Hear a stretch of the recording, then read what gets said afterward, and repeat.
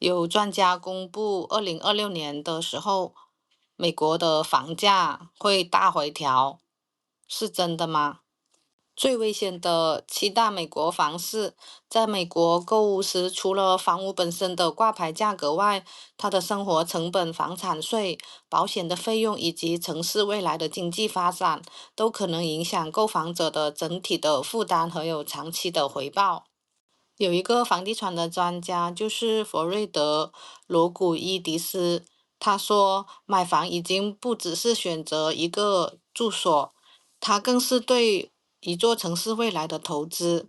根据最新的报道，多位房市的分析师点名数个城市或者是区域可能会在2026年的时候面临了房价的波动，还有经济的放缓。还有人口的外移，或者是保险成本的上升等等的压力，购房者特别的需要谨慎了。德州的奥斯汀在疫情的期间经历了大幅度的房价的飙升，但是的话，如今市场开始进入了调整期，当地的库存量是持续上升的，房价的话就是呈现了停滞的现象，主要原因是因为薪资的增长赶不上房价的水平。而且的话，市场的热度是开始降温。有专家指出，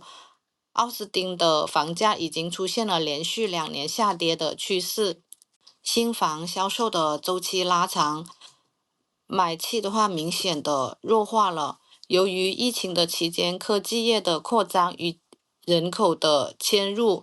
它曾经推动了房价过度的上涨，未来的话仍有进一步的回调的可能。购房者的话，恐怕会面临买在高点的风险。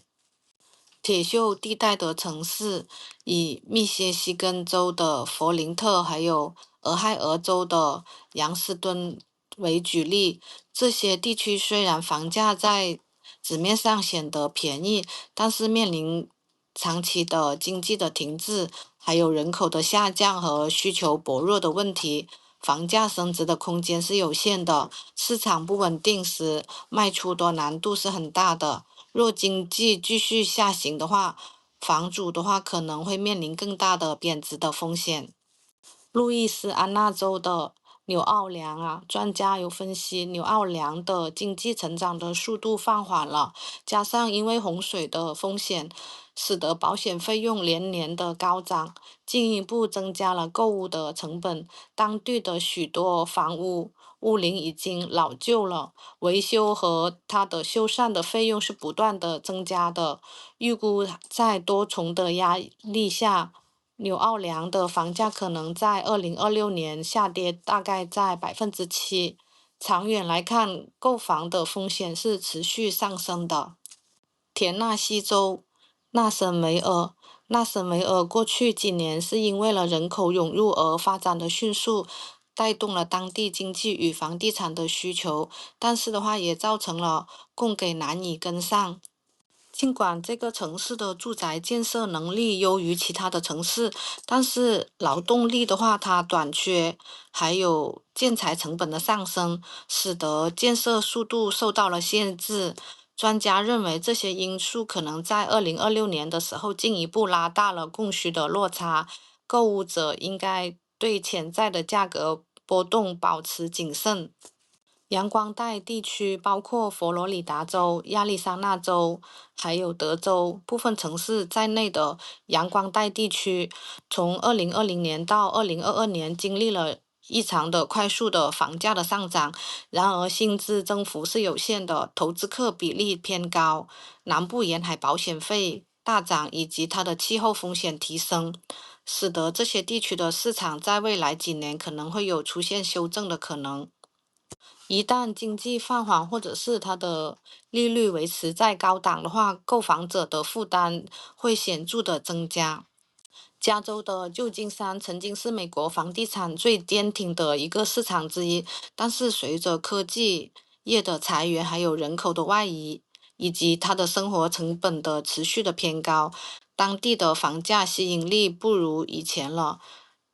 专家认为，未来旧金山不会出现剧烈的价格的崩盘，但是的话，长期增值潜在力已经显著的减弱了，加上高昂的购房的门槛，对买家而言挑战的话依然是不小的。德州的圣安东尼奥，它的房市是在2024年的时候出现了明显的降温。7月份的时候，房屋的销售量比去年减少了大概约10%，而且它新建的按销售更大的下滑了32%。随着新建案的减少，市场竞争反而集中在现有的房屋。加上机构投资者的介入，可能推升了价格，使得房价还有薪资水平进一步的脱节。若未来出现了利率上涨或者经济放缓等的情况，当地市场可能面临供需的压力，过度的依赖房价上涨的买家将承受更高的风险。最新发布的美国房产的数据，截至2025年的10月份，全美国53%的房屋在过去一年里面估值下降，房价下滑最明显的区域集中在美国的南部和西部。这些地区的上市的房源数量它是迅速的增加的，但是买家却是因为经济前景不明朗，还有超过6%的房贷的利率，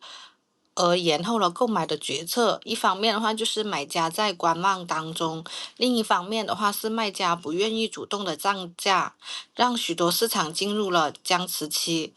促使了估值持续的回调。数字的显示，今年的7月份，美国共有大概约5.8万份的购房协议被取消了，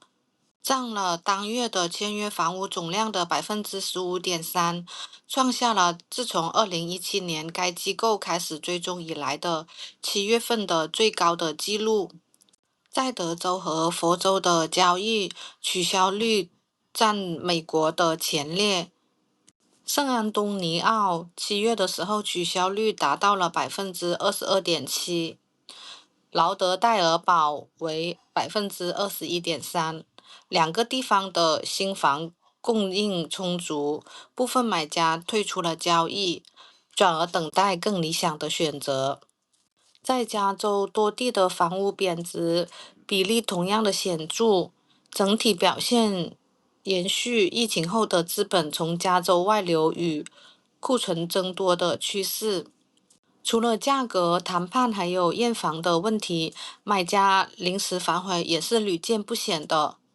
最近一位年长的首次购房者在交易完成前一周退出，理由就是邻居说服了他买房太麻烦，租房更合适。房屋估值下降并不代表房主的普遍亏本。数据显示，截至2025年的9月份，全美国只有约4.1%的房主当前估值低于上一次的成交价。虽然这一比例高于去年的2.8%，但是的话仍低于疫情前的7.9%的水平，表明大多数的房主并未出现明显的损失。从全美国的层面来看，房主自从上一次交易以来，中位增值幅度仍高达67%。部分城市的房价甚至呈现了倍数的增长，包括水牛城、普罗维登斯、哥伦比亚、圣地亚哥以及硅谷核心城市的圣荷西。这些地方的房主不仅没有受到影响，反而借助前几年的涨幅积累了大量的资产净值。尽管市场仍偏向卖方，但是的话，优势正在逐渐的减弱。房屋滞销时间的拉长，降价现象增多，房地产市场的力量平衡正向买方这边倾斜。由于房价和贷款利率的居高不下，加上经济不确定性，让购房市场几乎陷入了停滞。这意味着房市将继续维持平稳而非剧烈波动的状态。